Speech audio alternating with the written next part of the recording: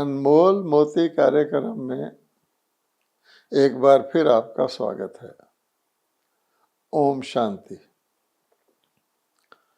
अगर आप विचार करें और आपसे पूछा जाए कि दुनिया में सबसे सस्ती चीज कौन सी है,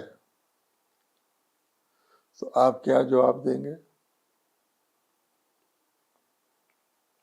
और इसके सही उत्तर से आपको हैरानी भी हो सकती है कि आज दुनिया में सबसे सस्ती चीज इंसान है। जिस इंसान को कहा गया कि परमात्मा ने उसको अपनी छवि में बनाया, आज वो इंसान सबसे सस्ता हो गया है। मिट्टी का भी कुछ मोल है, एक गीत भी है, मिट्टी का भी है कुछ मोल मगर इंसान की कीमत कुछ भी नहीं। इसका कारण, पहले तो इसका प्रमाण क्या है? तो आप देखते हैं कि दुनिया के अंदर हर देश, पूरे का पूरा यूनाइटेड नेशंस, हर संगठन एक बात सारे विश्व में अपना रहा है। वो क्या है कि इंसानों की आबादी बढ़े नहीं बल्कि घटे। अब आप देखिए कि इंसान, जिसके लिए कहा जाता है इंसान का चोला दुर्लभ है, भगवान ने इसको अपनी छवि में बनाया है। ये सर्व अन्य योनियों में सर्वश्रेष्ठ है और उसकी आबादी को घटाने के लिए हर गवर्नमेंट में डिपार्टमेंट है, हर देश में इस प्रकार की संस्थाएं हैं जिनका काम ही ये है कि बस इंसानों की आबादी बढ़नी नहीं चाहिए, चाहे इसको वो कई कारण भी देते होंगे। अच्छा, ऐसा क्यों?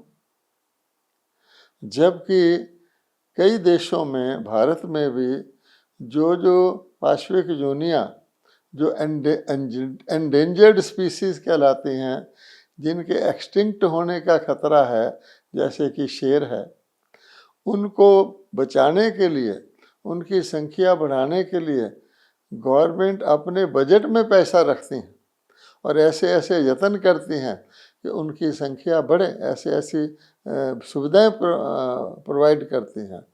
बेचारा इंसान आप देखते हैं इंसान की क्या दशा है और किस दिशा की ओर ये सारी इंसानियत जा रही है। कारण क्या है? अब हम इस प्रश्न का एक दूसरा भाग लेते हैं। वो ये है कि दुनिया में सबसे महंगी चीज क्या है? जरा सोचिए, दुनिया में सबसे महंगी चीज क्या है? अब आप हीरे जवाहरात की तरफ नहीं जाइए। दुनिया में सबसे महंगी, दुर्लभ, नायाब चीज है इंसानियत। इंसान बढ़ रहे हैं, इंसानियत गायब हो रही है। जो थोड़ी बहुत बची खुची इंसानियत आप देखेंगे 10 वर्ष पहले थी, आज वो भी खत्म हो गई है। आज कहा जाता है कि मनुष्य का जीवन तो दूसरी पशु से भी बदतर हो गया, ऐसा लोग कहते हैं। क्या? क्योंकि एक बहुत ऊंची 5 मंजिल वाली चीज धरती पर आ जाए उसको गिरा हुआ ही कहा जाता है। तो इंसानियत घटती जा रही है, इंसान बढ़ते जा रहे हैं, इसलिए इंसानियत दुर्लभ होती जा रही है, महंगी होती जा रही है और इंसान सस्ते होते जा रहे हैं। भगवान ने तो, इंसान तो आज हम कहते हैं, परमात्मा ने तो जब हम कहते हैं मनुष्य आत्मा को रचा था तो उनको अपनी छवि में रचा था, देव आत्मा के रूप में रचा था। उनमें दैवी गुण और ईश्वरीय गुण दिए थे। अपनी छवि में रचने का अर्थ ही क्या है। और आज भी हमारे विश्व में, खास तौर पे भारत में, ऐसे वो जो हो गए आदिकाल की हो के, जो हम कहते हैं कि सतयुग की, या हम कहते हैं सूर्यवंशी घराने की, जो ऐसी देवी देवताओं की आत्माएं थी, उनकी मंदिर और मूर्तियां भारत में आज स्थापित हैं। और वही भारतवासी उनकी पूजा भी करते हैं, उनको पावन भी कहते हैं, पूज्य कहते हैं। उनके दर्शन करके भी वो एक प्रकार की खुशी प्राप्त करते हैं। काश कभी ऐसे भी थे, देवता भी थे हम। लेकिन भगवान कहता है कि वो मूर्तियों में रह गए हैं, कहाँ देवता, फिर कहाँ इंसान। और अब इंसान से भी जो कहा जाए, अगर गुण अवगुण देखे जाएं और गीता के 16वें अध्याय को देखा जाए, उसमें कहा गया है कि विश्व में दो ही प्रकार के संपदा होते हैं, एक दैवी संपदा, एक आसुरी संपदा। दैवी संपदा आदिकाल के वो देवताओं को कहा गया है जो परमात्मा की रचना थे, जिसके गुण भगवत गीता में वर्णन किए गए हैं, वो सारे ही सद्गुण हैं। और फिर भगवान ने कहा है कि एक आसुरी संपदा होते हैं, वही देवता पुण्य के क्षीण होकर जब ऐसे लक्षणों वाले बन जाते हैं जिनका वर्णन गीता में आज के इंसानों के बारे में किया गया है, कि उनके अंदर दंभ होता है, प्रेम होता है, अभिमान होता है कि मैं धर्म कर्म भी कर सकता हूँ, मेरे पास पैसा है, मैं दान पुण्य भी कर सकता हूँ, मैं मंदिर भी बनवा सकता हूँ, इत्यादि इत्यादि। यानी धर्म को भी वो पैसे से गिनते हैं, पैसे के द्वारा गिनते हैं। ऐसे लोगों को भगवान ने कहा है। लेकिन सारे के सारे काम, क्रोध, लोभ, मोह, अहंकार विकारों से ग्रसित होते हैं। इसलिए भगवान कहते हैं इसके बाद क्या हुआ, इतने हम देखते हैं धर्म आए, इतने धर्म विश्व में आए। आज हम देखें तो पीछे की ओर देखें, इतने सारे धर्म समय प्रति समय विश्व में स्थापित हुए। और फिर इतने सारे शास्त्र भी रचे गए, धर्म शास्त्र रचे गए, फिलॉसफी के शास्त्र रचे गए, डॉक्टरी के शास्त्र रचे गए, विज्ञान के रचे गए। धर्मशास्त्रों की बात ले लें, क्योंकि यहाँ धर्म की बात हो रही है। इतने धर्म आए, इतने शास्त्र रचे गए। और फिर क्या हुआ, फिर क्या हुआ आप देखेंगे कि हम ये होता भी गया और हम धीरे धीरे आसुरी गुणों को धारण करते गए। हमारे अंदर काम, क्रोध आदि थोड़े से छोटे से रूप में उत्पन्न हुए थे, आज उन्होंने विकराल रूप धारण कर लिया है। आज तो मनुष्य मानवता का ही विध्वंस करने के लिए, अपनी नस्ल को ही तबाह नेस्तो नाबूद करने के लिए परमाणु शस्त्र बना रहे हैं और खुश हो रहे हैं, एक दूसरे के साथ रेस कर रहे हैं कि मैं ज़्यादा विध्वंसकारी परमाणु शस्त्र बना चुका हूँ। दूसरा कहता है मैं बना चुका हूँ, अगर मौका लगा तो मैं तुम्हें दुनिया से तुम्हारा नामों में निशान मिटा दूंगा। और दूसरा भी यही कह रहा है। तो बताइए ऐसी बुद्धि को क्या कहेंगे। रूप तो मानव का ही है, लेकिन बुद्धि किस प्रकार की विनाशकारी दानव की तरह काम कर रही है। इसलिए भगवान कहते हैं कि फिर सारे के सारे मानव आज के दुखी भी हैं। अगर जो कुछ वो करते हैं, मानते हैं, चलते हैं उस पर किसी भी रूप से, तो उसका फल शांति और सुख के रूप में प्राप्त होना चाहिए। कोई जीवन में स्थिरता आनी चाहिए, वो भी नहीं है। सारे के सारे किसी न किसी प्रकार से, किसी न किसी रूप से दुखी हैं। इसलिए वो मुक्ति भी चाहते हैं, यहाँ से सुख की दुनिया की तमन्ना भी करते हैं, विश्व शांति की भी बात करते हैं। तो ज़रूर कुछ ना कुछ उन जो कुछ वो कर रहे हैं, सोच रहे हैं, उसमें कोई बहुत बड़ी गहरी प्रकार की उसमें कोई त्रुटि है। फिर दुखी के अलावा निरंतर ही भय में रहना, निरंतर ही चिंता में रहना, ये आज के मानव का स्वभाव हो गया है। सपन में भी उनको सुख शांति की अनुभूति नहीं होती। क्यों? क्योंकि हम जानते हैं उनको उसका कारण ही नहीं पता, कि वो जानते नहीं कि आज की दुनिया में सारे के सारे लोग इस प्रकार के कैसे हो गए हैं, क्योंकि आज की दुनिया में ही मानव का मूल्य कुछ नहीं रहा है। अब आप सोचेंगे इसमें किसका दोष है, क्या हुआ, तो वास्तव में इसमें किसी का दोष भी नहीं हम कह सकते, क्योंकि ये कलयुग है और कलयुग में तमोगुण प्रधान होता है।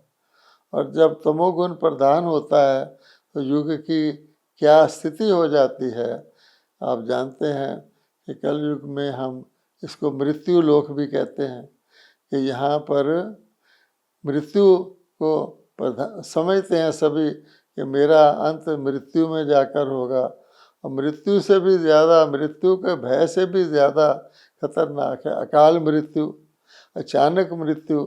यहाँ तो आयु भी वैसे छोटी है और पता नहीं किस वक़्त कब किसी की मृत्यु हो जाए। तो ऐसी दुनिया में क्या स्थिरता है, क्या किसी के अंदर शांति हो सकती है, क्या संतोष हो सकता है।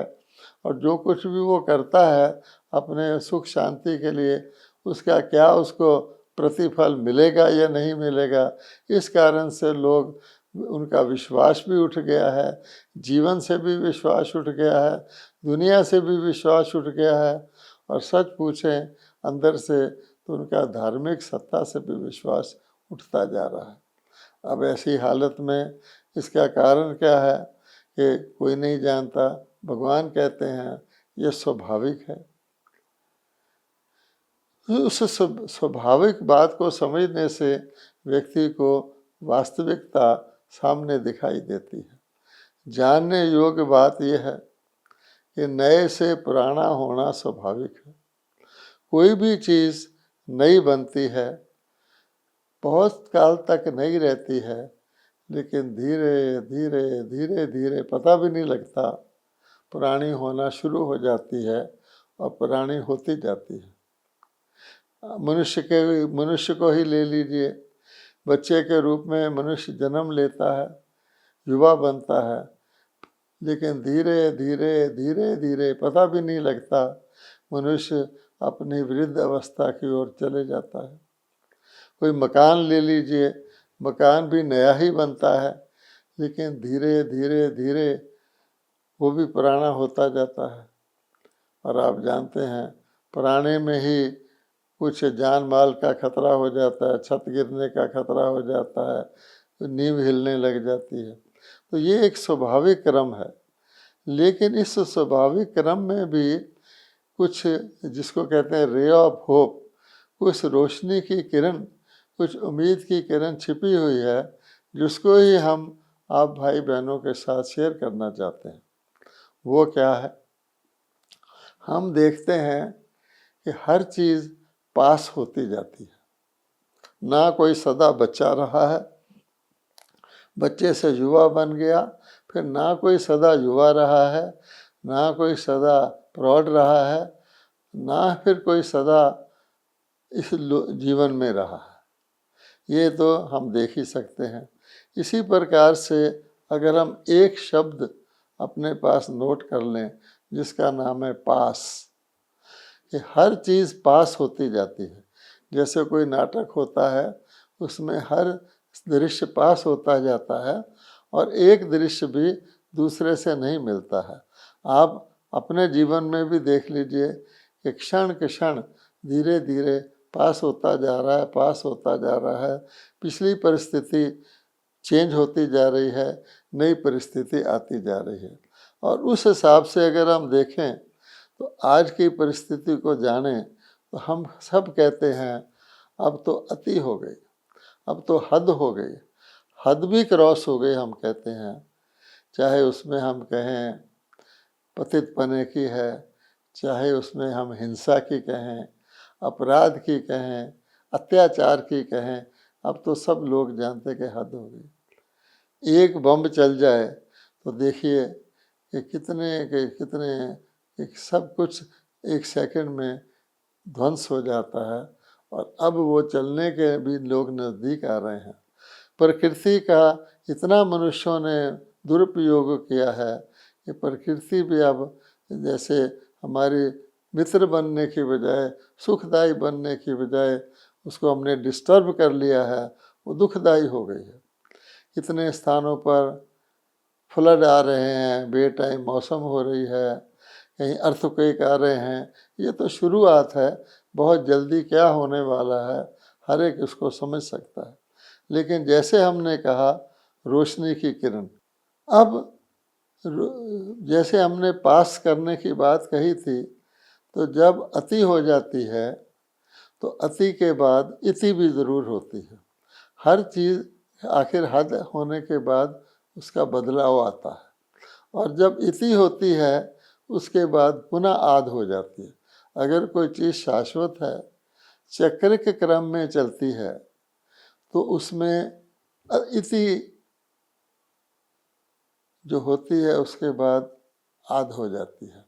तो अब देखा जाए तो वो समय अब आ गया है कि दुनिया में दुख की, अशांति की, हर जो गलत चीज़ है उसकी तो अति हो चुकी है, और इसकी इति होना अवश्यम भावी है।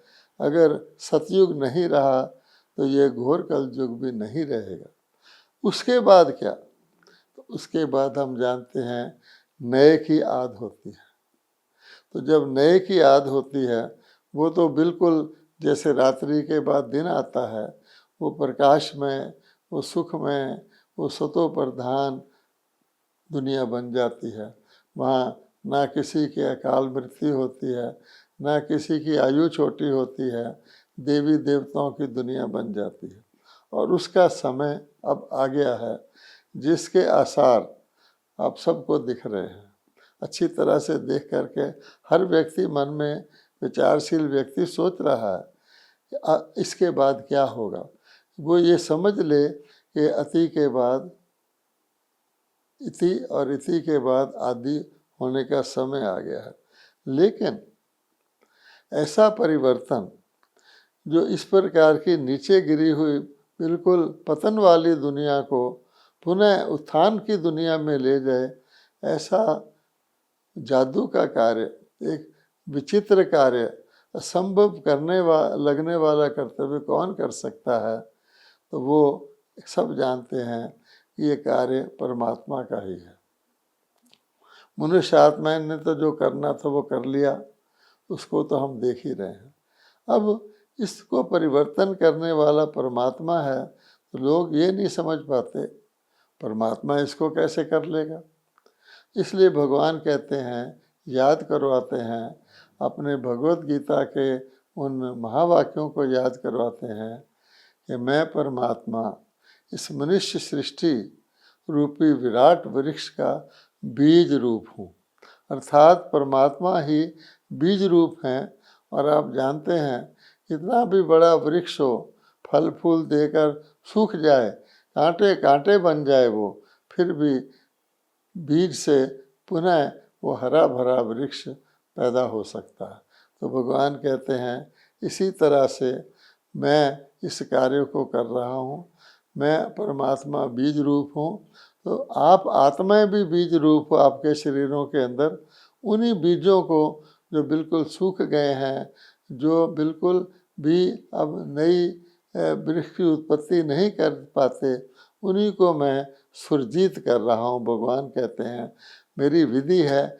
लेकिन आज के मनुष्य कुंभकर्ण की निंद्रा में सोए हुए हैं। उनको किसने सुला दिया? हमारे धार्मिक पुस्तक लिखने वाले विद्वानों ने ये कह दिया कि कलयुग तो अभी 40,000 वर्ष और चलना है। अब लोग एक तरफ देख भी रहे हैं, आसार भी देख रहे हैं कि अब दुनिया बिल्कुल विनाश के कगार पर खड़ी है। फिर भी शास्त्रों में क्योंकि लिखा है कि कलयुग 40,000 वर्ष और चलना है, तो कई लोग जो हैं उसको उसमें मान्यता रखते हुए अपने आप को कुंभकर्ण की निद्रा में सुलाए हुए हैं। लेकिन आप सब ये जो सुनने वाले हैं, आप विचार करें कि आसार क्या दिखाई दे रहे हैं। केवल यही जानना है कि परमात्मा ये कार्य, अद्भुत कार्य, जादू का कार्य, विश्व परिवर्तन का, पतन से उत्थान का कैसे करते हैं। तो परमात्मा कहते हैं कि मैं, अगर बिल्कुल शॉर्ट करके बताया जाए, कि सत्य और अहिंसा, इन दोनों शक्तियों के आधार पर मैं ये विश्व परिवर्तन कर देता हूँ। और आप जानते हैं भारतवासियों का, भारत का तो ये मूल लक्ष्य और आधार ही रहा है सत्य और अहिंसा। तो आप देखते हैं सत्य क्या है। तो भगवान कहते हैं सत्य ये है कि तुम आत्मा हो, तुम शरीर नहीं हो, तुम शाश्वत हो। सत्य शाश्वत होता है, अर्थात जो था भी, है भी और रहेगा भी। तो पहला ज्ञान भगवान सत्य का ये देते हैं कि तुम अनादि अविनाशी आत्मा हो, शरीर नहीं हो। शरीर मानने से तुमने इस दुनिया को मृत्यु लोक बना लिया है, आत्मा मानने से यही दुनिया अमर लोक बन जाएगी। अहिंसा, अहिंसा के लिए हमें पहले हिंसा को जानना पड़ेगा। तो भगवान कहते हैं हिंसा, ये 5 विकार, काम, क्रोध, लोभ, मोह, अहंकार, यही हिंसा के रूप हैं। ये सभी विकार किसी ना किसी प्रकार की हिंसा है, जिसके कारण से ही पापाचार, दुराचार, अत्याचार, अनाचार, भ्रष्टाचार होता है। तो ये 5 विकार को जीतना, ये हिंसा को जीतना है, हिंसक बनना है, यानी निर्विकारी बनना है और अपने आप को आत्मा समझना है। इसके लिए भगवान कहते हैं कि आत्माओं में तो शक्ति नहीं है, आत्मा में ही तो विकार आ गए हैं, वही तो पतित बन गई हैं। इसलिए भगवान कहते हैं, गीता में भी लिखा हुआ है, मन बना भव, मेरे साथ प्रेम का नाता जोड़ो, मेरे साथ बुद्धि योग जोड़ो, मुझे याद करो, प्रभु चिंतन करो, तो जिससे ये 5 विकार तुम्हारे निकल जाएंगे। यहाँ फिर हमारे जो धर्मशास्त्र लिखने वाले हैं, उन्होंने परमात्मा को सर्वव्यापी कह दिया। अब भगवान कहते हैं मैं तो अवतरित होता हूँ, गीता में लिखा हुआ मैं अवतरित होता हूँ, धर्म ग्लानि के समय अवतरित होता हूँ। अगर मैं सर्वव्यापी होता तो तुम नीचे ही नहीं आते, और सर्वव्यापी हूँ तो तुम भी उसमें आ गए, तो याद किसको करोगे। इस प्रकार से फिर आत्मा को निर्लेप कहकर भगवान ने कहा आत्मा में ये 5 विकार हैं, शास्त्रों में लिख दिया, नहीं नहीं, आत्मा को कुछ नहीं लगता, आत्मा तो सदा शुद्ध है। एक तरफ कहते हैं आत्मा, परमात्मा सर्वव्यापी है, फिर कहते हैं आत्मा परमात्मा का अंश है, परमात्मा सदा शुद्ध है, इसलिए आत्मा ही सदा शुद्ध है। तो फिर ये कहकर उन्होंने परमात्मा से विमुख कर दिया है। शरीर को स्नान कराने के लिए तीर्थों पर जाते रहते हैं, क्या पाप शरीर को लगते हैं? हम पाप आत्मा कहते हैं या पाप शरीर कहते हैं? महान आत्मा कहते हैं या महान शरीर कहते हैं? देव आत्मा कहते हैं या देव शरीर कहते हैं? पुण्य आत्मा कहते हैं या पुण्य शरीर कहते हैं? इस प्रकार लोगों को इस प्रकार की भ्रांति में मनुष्यों ने, हमारे ऋषि मुनियों ने, शास्त्र लिखने वालों ने अपनी अल्प बुद्धि से ऐसी बातें कहकर भ्रम में डाल दिया। और आप देखेंगे आज मनुष्य ही अपने आप को जगत गुरु कह रहे हैं, सतगुरु कह रहे हैं, ये कहकर भी विमुख कर रहे हैं। अब जगत गुरु, ब्रह्मा वंदे जगत गुरुम कहा गया था, क्योंकि ब्रह्मा के द्वारा परमात्मा सारे विश्व को ये ज्ञान देते हैं। अब आजकल के जगत गुरु की परिभाषा क्या है, तो तुम्हारे अन्य देशों में भी कुछ शिष्य हो गए तो तुम जगत गुरु हो गए। और सतगुरु, भगवान कहते हैं सतगुरु तो मैं एक हूँ, जब आत्माओं को मैं यहाँ से मुक्ति करा के परम धाम में ले जाता हूँ, सतयुग में भेज देता हूँ, तो अपने आप को सतगुरु, जगत गुरु कहकर भी मनुष्य आत्माओं को वो लोग विमुख कर रहे हैं। तो ब्रह्मा कुमारी जो हैं वो मनुष्य को देवता बनने का मार्ग दिखाती हैं, ताकि जो भगवान ने उनको सुनाया है वो मार्ग दिखाती हैं, जो कोई गुरु नहीं, कोई शास्त्र नहीं बता सकता। वो गीता के भगवान स्वयं अवतरित होकर निराकार परमात्मा शिव प्रजापिता ब्रह्मा के और ब्रह्मा कुमार कुमारियों के द्वारा सच्ची गीता सुनाकर वर्तमान समय बता रहे हैं। आप सबसे भी यही अनुरोध है कि वर्तमान बहुमूल्य समय को पहचाने। ये परिवर्तन का समय है। इस समय हम अपने आप को सद्गति की ओर ले जा सकते हैं और इस दुर्गति करने वाली दुनिया से बच सकते हैं आत्मा के रूप में। इसके लिए आप ब्रह्मा कुमारी के किसी भी सेवा केंद्र से संपर्क करें। ओम शांति।